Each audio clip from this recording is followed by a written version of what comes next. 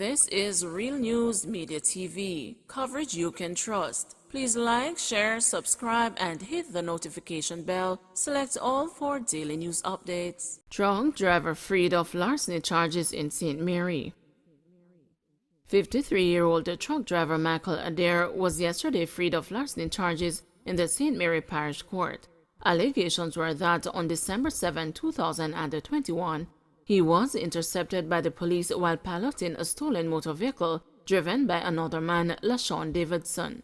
It is alleged that the driver of the stolen motor vehicle told the police that he was paid $10,000 the night before to drive the motor vehicle into Kingston.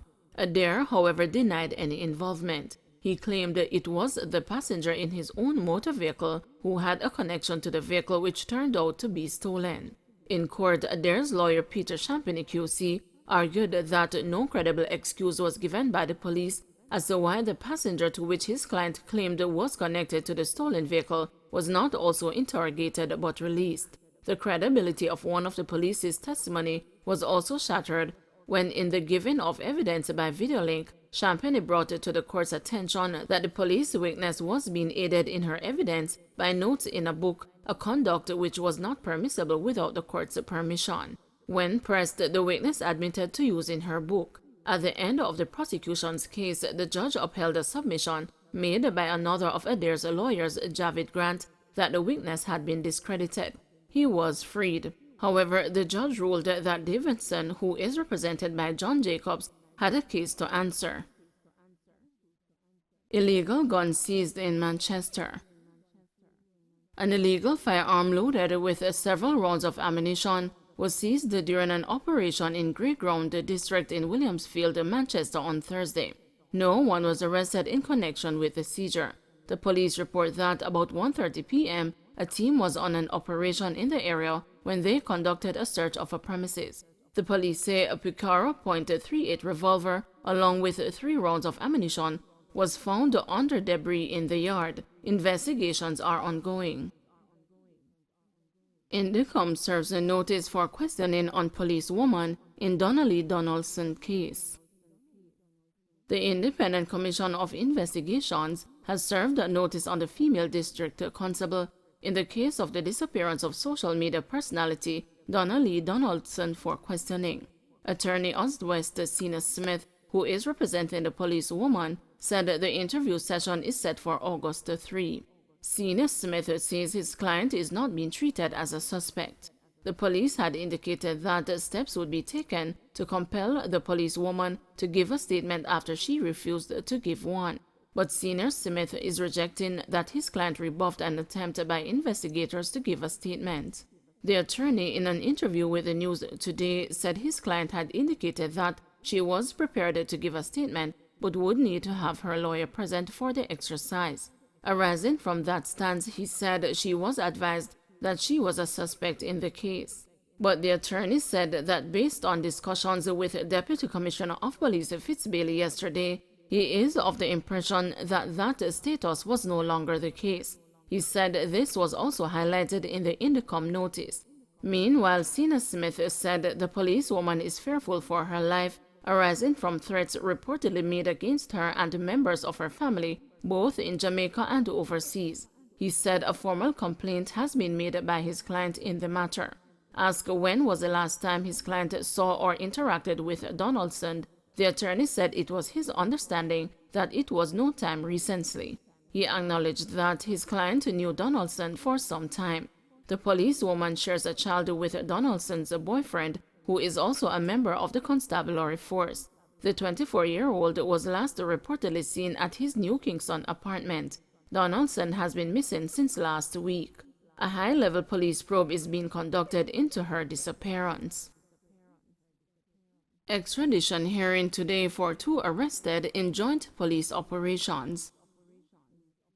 2 of the 5 persons arrested during Wednesday's police operations in St. Andrew and St. James are scheduled to appear in court Friday for extradition hearings. The news earlier reported that 2 of the detainees are wanted by the U.S. Justice Department for alleged drug trafficking. A top-level source in the Jamaica Constabulary Force said local police had extradition warrants for both of them. The news was informed that 50-year-old Anthony Daniels, a resident of St. Andrew, is wanted in the U.S. for alleged narcotics-related offenses. The other individual is 60-year-old Hugh Fraser of Westgate Hills in Montego Bay, St. James. The other detainees, including a member of the Jamaica Constabulary Force, are said to be associates of both men. 5 locations were targeted in Wednesday's operations. U.S. Marshals were also involved. Westmoreland man wanted for shooting charged. 34-year-old Sean Smith, otherwise called the Blacks, who was listed as wanted, has been arrested and charged. Smith, who is from 3 Miles River in Frome, Westmoreland, has been charged with wounding with intent and illegal possession of firearm. The police in Westmoreland reported that Smith was allegedly among men who went to George's Plain in the parish on Saturday, July 16, and opened gunfire, hitting a man. The police were summoned and the man was taken to hospital, where he was admitted. Swift investigations led Smith to hand himself into the police after being listed as wanted on Wednesday, July 20. An arrest warrant was consequently executed on him. His court date is being arranged. Fraud case brought by Movado against Jennifer Mesado delayed. The multi-million-dollar fraud case brought against the disbarred attorney Jennifer Mesado by dancehall entertainer Movado was again delayed on Thursday. The Director of Public Prosecutions was scheduled to submit an application seeking approval from the court for Movado, who lives in the U.S., to give testimony via video link. However, approval can only be granted if Movado, whose given name is David Brooks, has no outstanding warrants in Jamaica. Attorney Oswest Senior Smith, who is representing the entertainer, told the news that the office of the DPP has now received an adjournment to review the application and for some additional information to be granted. He said the matter has been pushed back to September 29. Mrs. Mesado is accused of defrauding Movado of more than $30 million in a real estate deal in 2018. They were scheduled to make an application for special measures, specifically for my client to be allowed by the court to give evidence from overseas where he resides. However, the Office of the Director of Public Prosecution sought and received an adjournment because there is need for a review of the application and for some additional information to be garnered. So that matter has now been put for September 29 of this year. Gang accused pleads guilty to assaulting cop in court brawl. One of the alleged Klansman one-down gangsters who assaulted a police constable during a brawl on the Supreme Court compound in February is to be sentenced in the Kingston and St. Andrew Parish Court on December 14. 22-year-old Tariq C.J. James pleaded guilty to assault occasioning bodily harm and unlawful wounding. The alleged bodyguard for reputed gang leader Andre Blackman Bryan was also accused of assaulting and wounding a woman corporal, but he pleaded not guilty. His co-accused Fabian Crooks Johnson, who was similarly charged, also pleaded not guilty. The court heard that on February 7, police officers were placing both men inside the prisoner's truck when they refused to go into the cell. The alleged gangsters reportedly started behaving boisterously and then attacked and hit the complainants in their necks, faces, and on their hands. The injured officers were taken to the Kingston Public Hospital for treatment. The accused, along with others who are on trial, were being transported to their respective facilities after the day's proceedings when the uproar occurred. Video footage of the incident showed a rowdy group of men hurling bottles and stones at the officers. But James, while admitting that he had hit one of the police officers, said he reacted after he was assaulted. He told the parish judge Maxine Dennis McPherson that a week before the incident, he received a blow to one of his ears and as a result had asked the policeman not to place him in a cell close to the front of the vehicle where the sound from the horn would affect him. At that time, when he made the request, James said the truck was practically empty and the officer told him, "It's not what you want." James said he explained his reason for wanting to be placed in a cell that was close to the back of the truck, but the officer insisted that he go into the front cell and he refused. As a result, he said the officer shoved him into the cell and slammed his head into the grill, causing an injury that bled.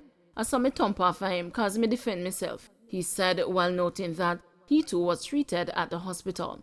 According to him, he was the only one who attacked the lawman. "This man did not do anything, he was just cuffed with me," James said of his co-accused. "Let this man talk for himself," the judge said in reply.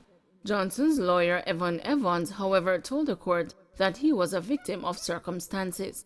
In the meantime, the judge ordered that the medical records be collected by October 12 and requested James's criminal record. She also ordered a social inquiry report. After the dates were fixed, James requested an earlier sentencing date while complaining that he has been in custody since 2018 and was getting frustrated.